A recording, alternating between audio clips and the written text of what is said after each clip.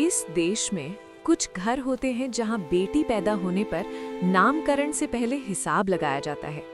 और ये कहानी है उन दो बहनों की जिन्हें बोझ समझा गया, पर जिन्होंने उसी बोझ से इतिहास लिख दिया। गांव का नाम था सुंदरपुर। नाम सुंदर था पर सोच सड़ी हुई। यहाँ लड़कियों की हंसी सिर्फ बचपन तक अच्छी लगती थी। इसी गांव की एक कच्चे घर में पहली बार पैदा हुई आशा।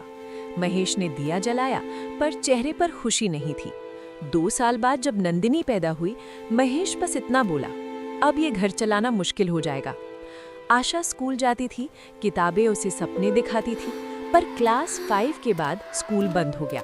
नंदिनी ने तो स्कूल का दरवाजा भी नहीं देखा।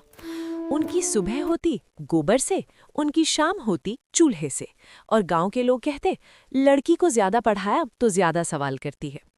सावन की रात थी, बिजली चमकी और अंधेरा और गहरा हो गया। गांव का दबंग रतन सिंह नशे में नंदिनी का रास्ता रोक लेता है। नंदिनी चीखी, आशा दौड़ी, पर दरवाजे बंद हो गए। महेश ने कहा, चुप रहो, इज्जत मिट्टी में मिल जाएगी। उस रात नंदिनी रोती रही और आशा चुप नहीं थी। उसकी आंखों में फैसला था। अगली सुबह एक पुरानी पोटली, 2 जोड़ी कपड़े और थोड़ी सी हिम्मत, आशा और नंदिनी घर छोड़कर शहर चल पड़ी। पीछे रह गया एक पिता जो कभी पिता नहीं बन पाया। शहर ने ना गले लगाया ना रोका। आशा बनी कंस्ट्रक्शन साइट की वॉचवुमन, रात को स्ट्रीट लाइट के नीचे पढ़ाई।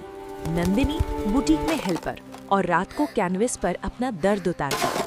कई रातों तक सिर्फ चाय और बिस्किट, पर हार नहीं। आशा ने ओपन कॉलेज ज्वाइन किया। कानून की किताबें उसका हथियार बन गई। नंदिनी की पेंटिंग्स बोलने लगी। एक एग्जीबिशन में उसकी पेंटिंग बिकती है। पहली कमाई 5000 रुपए। दोनों बहनें रो पड़ती हैं और कहती हैं, अब हम वापस नहीं जाएंगे। 7 साल बाद सुंदरपुर में एक लड़की हिम्मत करती है। रतन सिंह के खिलाफ कंप्लेंट। पुराने राज खुलते हैं। कोर्ट में जो आवाज गूंजती है, एडवोकेट आशा वर्मा। आशा बोलती है, इज्जत का मतलब चुप रहना नहीं होता माय लॉर्ड। नंदिनी बन चुकी थी नंदिनी कला ट्रस्ट की फाउंडर। शेल्टर, काउंसलिंग, लीगल मदद। गांव की लड़कियां बोलना सीख रही थी। रतन सिंह कोर्ट के बाहर रोता है।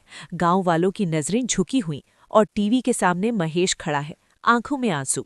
महेश शहर आता है, आशा के पैर पकड़ लेता है। आशा कहती है, माफी तब होती है जब गलती वक्त पे मानी जाए।